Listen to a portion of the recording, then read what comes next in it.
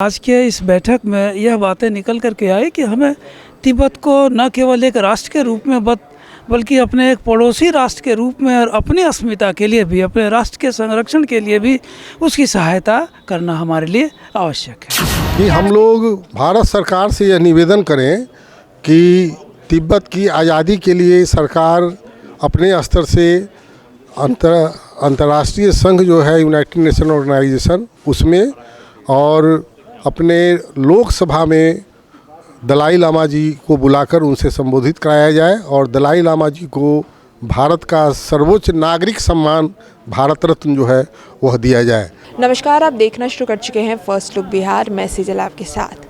आज तिब्बत के मानवाधिकार पे बात करने के लिए तिब्बत भारत मैत्री संघ के द्वारा यहाँ पर एक आयोजन किया गया था कार्यक्रम का, जिसमें तिब्बत के मानवाधिकार को किस तरह से बचाया जाए और भारत और तिब्बत की मैत्रीयता किस तरह से बढ़े, जिसमें भारत का भी लाभ हो। इन सभी बातों पर चर्चा की गई है। हम यहाँ पे बात करेंगे मुक्त प्रवक्ता से और यहाँ के कुछ लोगों से कि किस तरह से इसका निष्कासन क्या निकला है, क्या मतलब हुआ है इस मीटिंग के बाद, क्या चीज़ जो भारत के लाभ में हो सकता है और किस तरह से तिब्बत की मानवाधिकार को बचाया जा सके। तिब्बत में मानवाधिकार पर आज भारत तिब्बत मैत्री संघ के द्वारा ये आयोजन रखा गया, तो उसमें क्या बातें हुई है, क्या मूल निकल के आया है?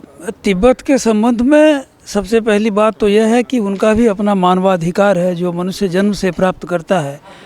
एक राष्ट्र, एक संस्कृति, उसकी रक्षा करना हम सबों का कर्तव्य है। इसलिए आज के इस बैठक में यह बातें निकल कर के आई कि हमें तिब्बत को न केवल एक राष्ट्र के रूप में बल्कि अपने एक पड़ोसी राष्ट्र के रूप में और अपनी अस्मिता के लिए भी, अपने राष्ट्र के संरक्षण के लिए भी उसकी सहायता करना हमारे लिए आवश्यक है। तो क्या लगता है कि भारत किस तरह से तिब्बत किस तरह सहायता कर सकता है? मैत्री वार्ता के द्वारा ही उसकी सहायता की जा सकती है।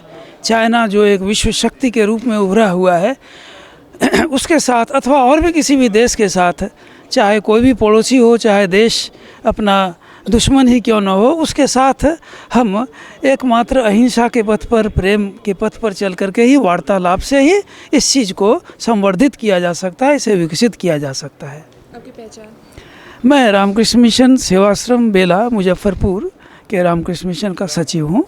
धन्यवाद।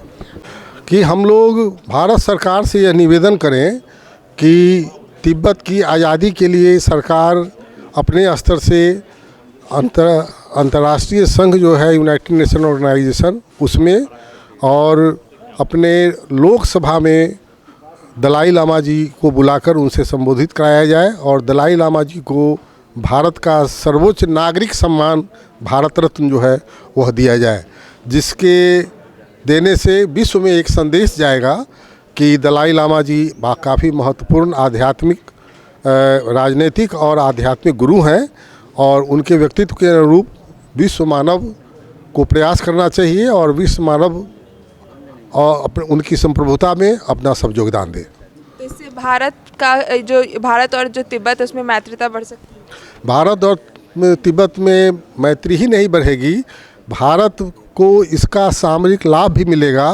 भारत जो अरबों खरबों रुपया तिब्बत की सीमा पर चीन से अपनी सुरक्षा में लगाता है वह बचेगा और दुश्मन के दूर हट जाने पर, मित्र देश के बगल में रहने पर जो शांति सौहार्द होता है उससे व्यापार में बढ़ावा मिलेगा और उससे हमारे उद्योग, पर्यटन जैसे कैलाश मानसरोवर और नागरिक संबंध भी अच्छे होंगे।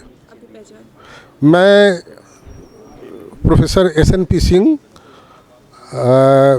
बिहार विश्वविद्यालय से सेवानिवृत्त हूँ, जंतु विज्ञान के अध्यक्ष से रामकृष्ण मिशन सेवाश्रम में इसके मैनेजिंग कमेटी का सदस्य हूँ। तो जैसा कि हमने बात किया यहाँ के अध्यक्ष से, किस तरह से तिब्बत में मानवाधिकार को बचाया जाए और किस तरह से भारत की और तिब्बत की मैत्रीयता बनी रहे, इसको लेकर किस तरह से भारत कार्य कर सकता है, तो इन सभी बातों पर आज चर्चा हुई। तो इस खबर के लिए बस इतना ही और खबरों के लिए बने रहिए हमारे साथ। हमारे फेसबुक चैनल को लाइक कीजिए, हमारे यूट्यूब चैनल को सब्सक्राइब कीजिए। धन्यवाद।